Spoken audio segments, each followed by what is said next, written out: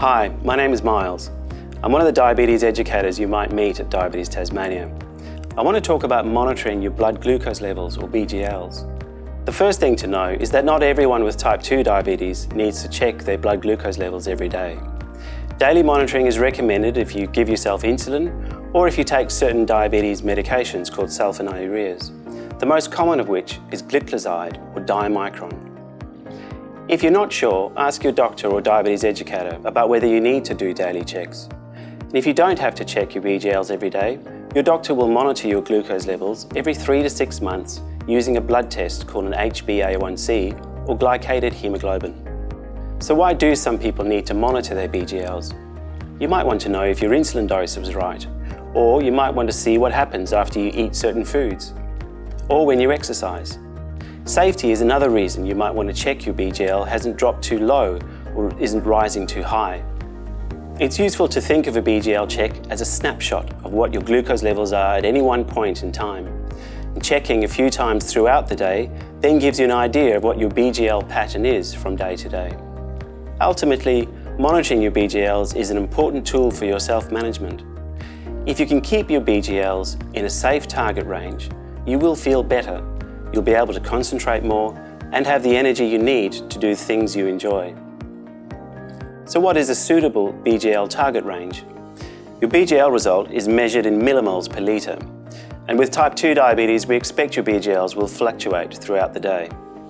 For most healthy adults, aiming for a target of between 4 and 8 millimoles per litre when you wake up, your fasting level, or before meals, is a good place to start.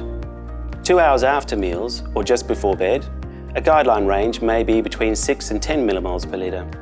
But remember, everyone is different, and you might have a different target range, or it might change. So talk to your doctor or diabetes educator to work out a target range that suits you. If your BGL is above your target, don't panic. Think about what may have caused it to rise. Check it again in an hour or two. Keep checking until it comes back down into target. And if it doesn't come back down, it might be because you're getting sick, or it might mean that your diabetes is progressing. Either way, contact your doctor or your diabetes educator as soon as you can. It will be worth discussing a sick day management plan with your diabetes educator. If your BGL is too low, less than 4.0 millimoles per litre, this can be serious. It's called a hypo. Usually you will feel a hypo.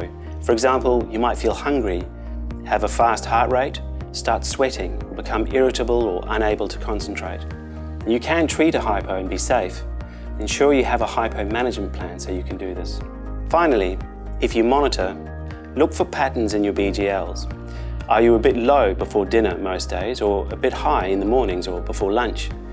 Take your glucose meter with you to all your diabetes appointments. Then we can see what your daily pattern is and adjust your treatment if we need to. Remember, your diabetes will change as you change. By monitoring your blood glucose levels, you can pick up on these changes and talk to your doctor or diabetes educator to help you stay well and feel your best.